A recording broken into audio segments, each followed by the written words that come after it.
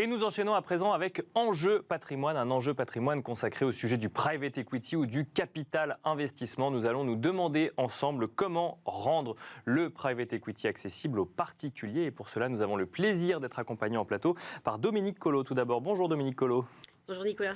Bienvenue sur le plateau de Smart Patrimoine. Vous êtes directrice marketing et communication chez Suravenir. Suravenir qui propose des solutions d'assurance vie, de retraite ou de prévoyance. Nous allons donc évoquer avec vous l'accessibilité aux particuliers du private equity, notamment via le sujet de la liquidité. On va y revenir dans un instant. Juste avant, nous avons le plaisir d'accueillir également sur le plateau Aurélia Lovadina. Bonjour Aurélia Lovadina. Bonjour Nicolas. Bienvenue sur le plateau de Smart Patrimoine. Vous êtes responsable de la distribution chez Altaroc. Altaroc, pour le coup, qui est spécialisé en private equity, puisque vous êtes un fonds de private equity. Vous faites une sélection de fonds de private equity dans lesquels vous proposez ensuite à des acteurs comme Suravenir, par exemple, d'investir pour proposer notamment aux particuliers d'investir aux côtés d'institutionnels. Dominique Collot, on va rentrer tout de suite avec vous dans le vif du sujet. L'investissement dans le private equity n'est pas nouveau, il existe depuis longtemps. Il était réservé aux investisseurs institutionnels, notamment en lien avec les tickets d'entrée pour y accéder, mais aussi en raison d'un autre sujet, ou en tout cas un autre sujet qui doit être pris en compte au niveau des particuliers, c'est que ce sont des placements longs et des placements particulièrement illiquides.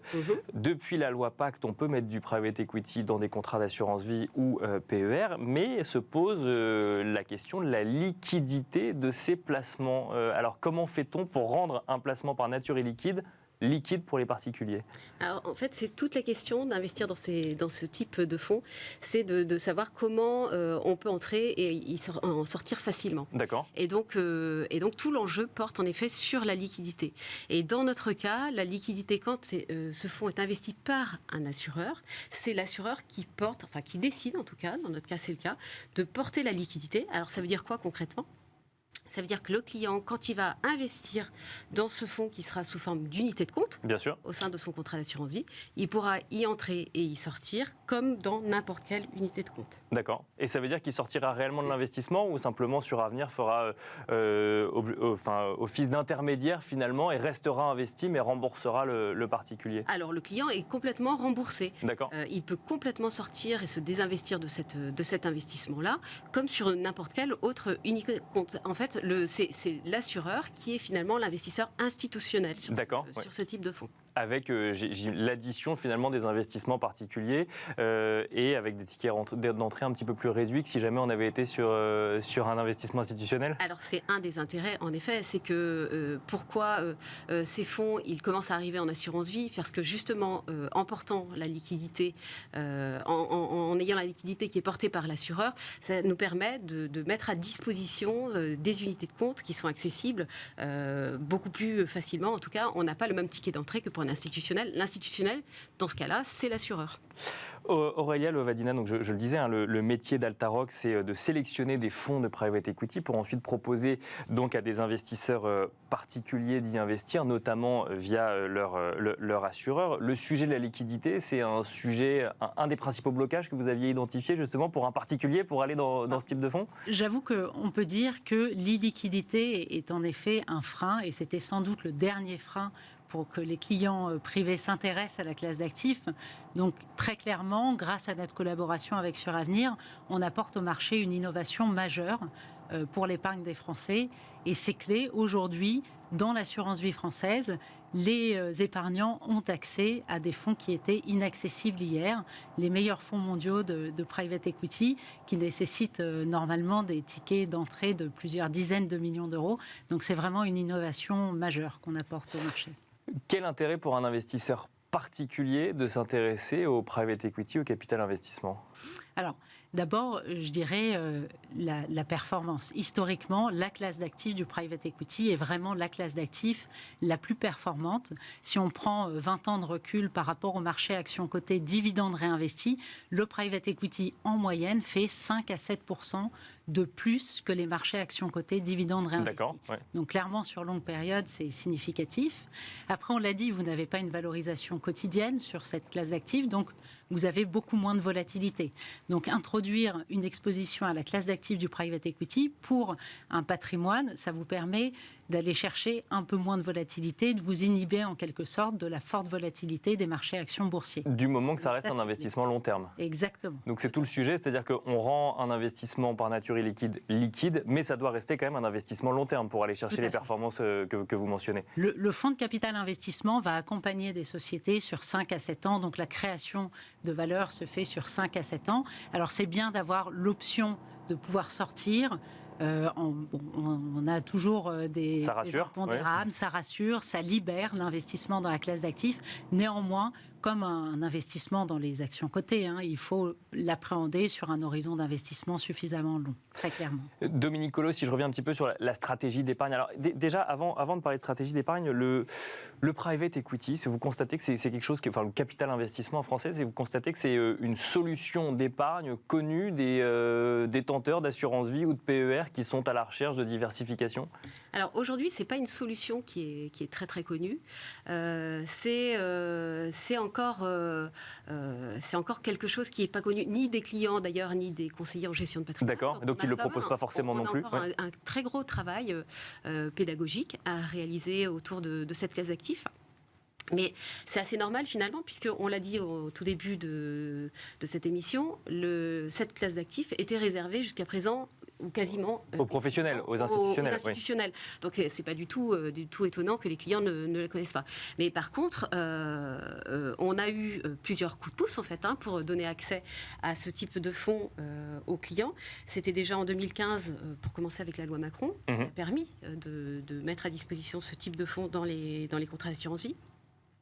Alors, c'était très, très limité, c'était plafonné. D'accord. C'est pour ça que c'était assez compliqué à gérer pour l'assureur. Et donc, finalement, ce n'était pas forcément beaucoup proposé.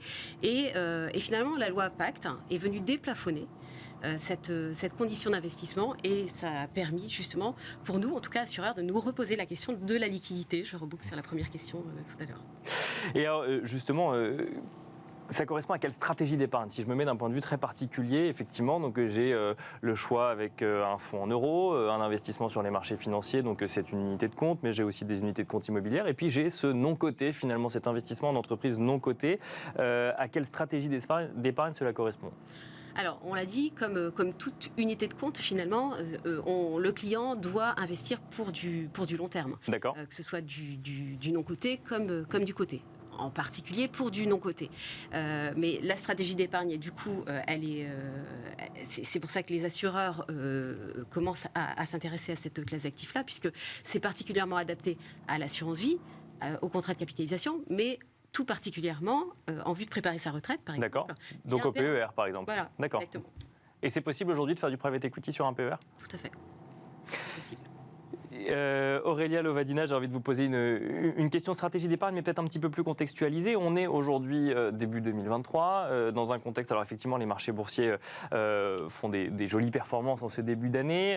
On voit également une inflation dont on ne sait pas encore tout à fait si on a atteint ou non le pic, même si certains économistes commencent à le dire. Dans le contexte d'investissement actuel, où on voit par exemple des livrets réglementés passer à, je ne sais pas moi, 3% pour le livret A, comment se positionne le private equity? Alors effectivement, on est sur de l'épargne longue, mais on a des questions aujourd'hui très précises sur dans quoi est-ce que j'investis face à l'inflation. Comment se positionne le private equity dans ce contexte? Alors, compte tenu des rendements que génère la classe d'actifs sur longue période, je pense qu'il n'y a pas meilleure classe d'actifs pour se protéger justement contre l'inflation. D'accord. Après, si on regarde en termes de points d'entrée, c'est vrai qu'on sort d'une année un peu plus complexe d'un point de vue géopolitique, d'un point de vue cyclique.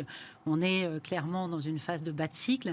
Et justement, d'un point de vue conjoncturel, les points d'entrée sont plutôt très très bons dans les phases de retournement cyclique, parce que lorsque vous investissez dans un fonds de capital investissement, il va se déployer sur les 5 prochaines années, et donc c'est là où il va avoir des niveaux de valorisation qui sont bien plus attractifs que fin 2021 typiquement, et c'est là où vous allez construire les meilleurs millésimes dans les phases de retournement cyclique.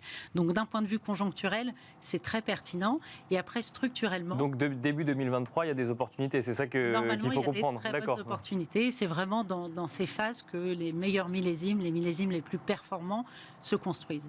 Et puis après, d'un point de vue structurel, les fonds de capital investissement sont les champions de la croissance organique et également d'ailleurs de la croissance externe. Et ils vont aller sélectionner des entreprises qui sont accompagnées, plutôt des entreprises qui sont agiles et qui vont participer aux méga tendances qu'on voit actuellement, qui sont les changements de mode de consommation, la digitalisation ou encore les grands défis sociétaux et environnementaux. Donc, on participe vraiment à créer le monde de demain. On parie sur des entrepreneurs talentueux. Dominique Collot, d'ailleurs c'est une question que je pourrais vous poser à toutes les deux, mais je vais commencer par vous la poser à vous. Dominique Collot, alors effectivement on a mis en avant des stratégies d'investissement, on a mis en avant une performance. Quand on parle de performance, moi j'aime bien parler de risque aussi, qu'au moins avoir en tête quand on va sur un type d'investissement. Qu'est-ce qu'il faut avoir en tête? Quel risque faut-il avoir en tête avant d'investir dans un fonds de capital investissement? Alors, toujours en matière d'unité de compte, on ne peut jamais nier le risque. Et ça, le client, il doit être parfaitement informé. Il doit être parfaitement informé via son conseiller en gestion de patrimoine ou son conseiller de clientèle. Donc ça doit rentrer, en effet, dans le devoir de conseil du conseiller. Il doit mettre en garde son client vis-à-vis de ce risque. Par contre, c'est un risque qui est, alors Aurélia pourra certainement compléter, mais les conseillers ont l'habitude de faire ce genre d'informations aux clients. Et donc, il n'y a pas un risque très spécifique qui est autre que celui qui est lié aux unités de compte habituellement. Aurélia Lovadina, même question. Quel risque le CGP doit-il avoir en tête lorsqu'il propose un investissement comme celui-là aux particuliers? Alors, dans le cadre d'Altaroc, typiquement, on va vraiment sélectionner des fonds qui existent depuis plus de 25 ans, qui n'ont jamais failli. C'est des fonds qui ont un track record assez exceptionnel. Et comme on est dans un cadre de fonds, on est en plus diversifié sur 6 fonds d'exception qui n'ont historiquement jamais défailli. Tout ça pour dire que on fait en sorte que le risque lié à notre investissement, à cet investissement, soit quand même très faible. Après, si on prend un recul sur l'ensemble de la classe d'actifs, il y avait une étude qui a été faite par France Invest et HEC en 2015 qui dit que le risque de perte en capital, de perdre plus de 25% de sa mise en private equity, est inférieur à 0,5%.